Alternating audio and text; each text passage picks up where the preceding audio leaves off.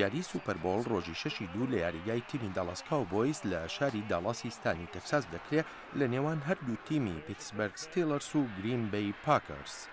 وە لە دەمی پێشەبڕکێکاندا بۆ گەیشتن بە یاری کۆتایی کە پێی دەگوترێت سوپەربۆڵ زۆرێک لە شوێنە گشتیەکان لە وڵاتە یەکگرتووەکانی ئەمریکا کە دەکرێت بگوترێت لە هەموو ناوچەکانی ئەمریکادا تەلەڤیزیۆنی تایبەتی تەرخان دەکەن و خەڵک دەستە دەستە دەچن بۆ ئەو شوێنانە و تەماشای یاریەکانی پێشەبڕکێ دەکەن وەکو ئەم شوێنی کە ئێستا بۆی دەچین فێرستی بەرنی. ئەم هەندەرە هەر لە ئێستاوە پێی وایە پاکەرز سوپەربۆڵی ساڵی 2011 دەباتەوە. تیمی ڕێدسکینز یەکێکە لە تیمە ناودارەکانی ئەمریکا لە وازی فوتبۆڵدا و ئەم ساڵیش وەک چەند ساڵی ڕابردوو نەیتوانی بگاتە سوپەربۆڵ.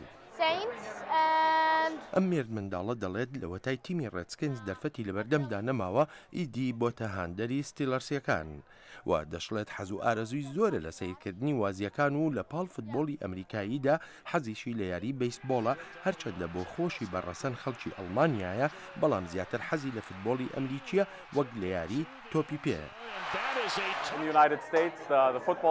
مایکل دەڵێت هەرچەندە خەڵکی ئەڵمانیایە و لە وڵاتەکەیدا یاری تۆپی پێ بە پلەیەک دێ بەڵام زیاتر ئارەزووی لە فوتبۆڵی ئەمریکیە چونکە بە یاریەکی خۆشتری دەزانێت و زیاتر حەزی لێیە بەهۆی شێواز و ئەو تاکتیکانەی لە وازیەکەدا یاریزانەکان و ڕاهێنەرەکان بەکاری دێنن. بێ لەوەش وەک دەڵێ ئەم یاریانەی فوتبۆڵ کە دەکرێت وەک بۆنەیەک سەیریان دەکرێت کە تیایدا خێزان و کەسوکار کۆ دەکاتەوە وەک جەژنی سوپاسگوزاری یان پشوەکانی تری ئەمریکا.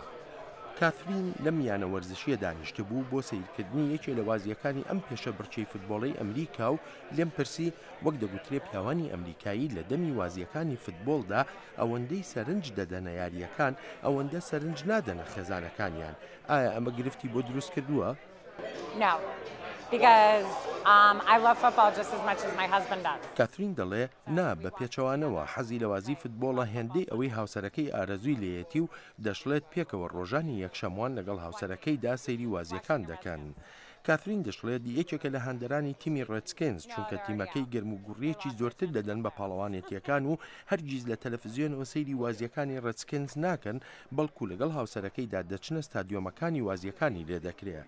بەڵام دەشڵێ چەندێ ئارەزووی لە فوتبۆڵی ئەمریکیە و لێمە خابن تا ئێستا نەیتوانیوە لە ناو ستادیۆمدا یاری کۆتایی یان سوپەربۆڵ ببینێت. دوایاری نێوان ستیلەرس و پاکەرز ڕۆژی 22 ساڵی 2009 بووە کاتێ پاکەرز بە جیاوازی تەنها یەک خاڵ توانی لە ستیلەرس بباتەوە و ئەنجامی وازیەکەشیان 37-36 بووە. سەرۆک ئۆباما کە هاندەری تیمی شیکاگۆیە لە کۆنفرانسێکی ڕۆژنامەوانیدا گوتبووی ئەگەر بێت و تیمەکەی شیکاگۆ بگاتە سوپەربۆڵ ئەوە دەچێت بۆ سەیرکردنی وازی سوپەربۆڵی ئەم ساڵی 2011.